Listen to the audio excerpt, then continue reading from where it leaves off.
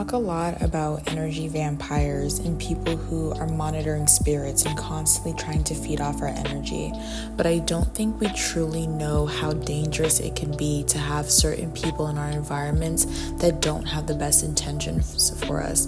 And intentions often show up as energy transfers, as people trying to get in your space, as people trying to get around you.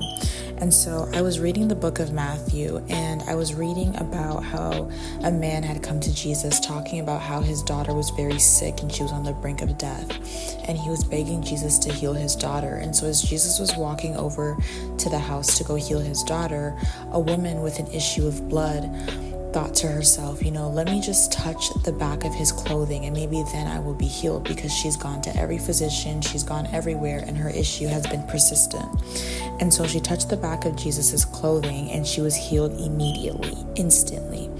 And it said that Jesus said, "Who touched me?" And the disciples said, "Well, there's a crowd of people around you. We don't know. Many people are touching you." And he says, "No, I felt power leave my body. Who touched me?" And the woman had the fear of God and said, "I am the one who touched you." And he said that, your faith has healed you permanently, so go and be healed. And when I was reading that, I just was so stuck on the fact that Jesus felt the energy and the power leave him when she touched the back of his clothing. And that is such a beautiful imagery of how the people around us really affect us, and they can either add on to us or take away from us.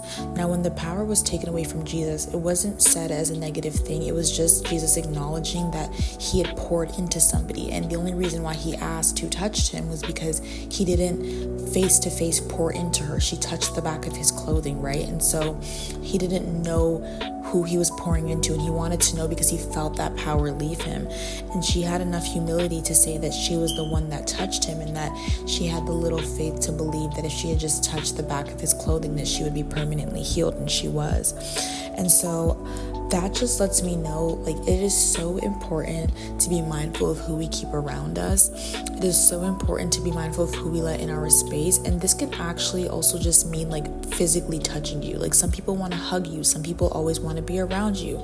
Some people might say that that's just them being clingy. But if you feel in your spirit, and if your intuition is telling you that you don't let that person touch you, or I don't want this person to touch me, or I feel weird every time this person gets around me, you need to listen, because energy transfers are so, so, so, so real. And when you have a pure spirit, and when you have good intentions, and somebody who doesn't have good intentions is coming near you, they're literally sucking the life out of you. They're sucking the light out of you every single time they come near you. And negative people and people with bad energy always feed off of people with positive energy, right? Because it's almost like they're converting your light and your positive energy into more darkness.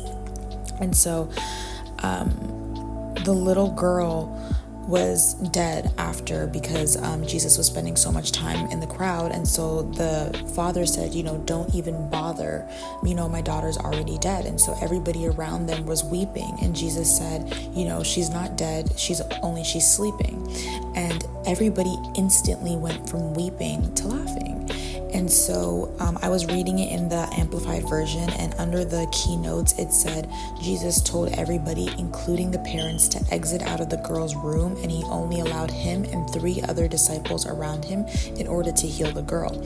And the keynote said that Jesus did this because the minute people started laughing when he was saying that she was only asleep and that she wasn't dead, he deemed them not worthy to see his miracle, right? And so that's another example of energy transfers. Jesus said the girl isn't dead, she's only sleeping, right? And people who really have faith, people who really have belief in God would hear that and rejoice, would hear that and get excited. But these people went from weeping and just gnashing of teeth to full on laughing and scorning at Jesus. These people had no ounce of belief in them. And so Jesus thought to himself, if I allow this unbelief, if I allow them laughing, if I allow these people to come into the room while I'm about to perform a miracle, I'm going to have this energy sucked out of me. I'm going to have this energy taken away from the room, and I need good energy in the room. I need faith and an energy of believing in the room in order for me to perform this miracle, right? Because faith without works is dead. And so he told these people that they're not worthy to be in the room with him because they had bad energy, they had negative energy, they had energy of unbelief, they had energy of doubt. And Jesus was not going to allow that bad energy to pollute the room of glory, to pollute the room of belief that he had set. So he only allowed people with faith. He only allowed people who believed. And even the girl's parents had to be escorted out. And that's a word for somebody. Your close friends, your family, the people who you think will support you the most, the people you think will pour the most positive energy into your life are often the most negative. And sometimes you have to walk them out of the room. You have to walk out of their lives. You have to distance yourself from them, even if it's only for a little time being, in order to build that positive energy. And for me, like, I rather distance myself for a while, build up my faith, build up my character, build up my identity through Christ, and then I can walk back into those rooms full of negative energy and know that nothing can steal my light, and know that nothing can change my opinions on who I know that God is. And so it's so important to make sure that you're around the right people, and the wrong people in this particular season might be your family. It might be the people you thought were your friends. Sometimes you're the negative energy, and you need to start changing things within you. You need to start changing your character, the way you believe, the way you think, the way you see things. But know that no matter how much negative energy tries to come against you, no matter how many energy vampires, even if somebody touches you, even if somebody, casts a spell on you, or somebody's trying to hex you, or whatever the case may be, the power, the true light, the true energy is knowing that we are protected, that no weapon formed against us will prosper. But even though that is a fact, the Bible still says guard your heart, right? The Bible says no weapon formed against you will prosper, but it also says guard your heart, right? So we have to be very, very mindful that even though we know we're protected, even though we know that no plan of the enemy can succeed the plan of God, we also have to know that we need to guard our hearts. What are you listening to? What are you entertaining? What is on your mind? What has your energy, right?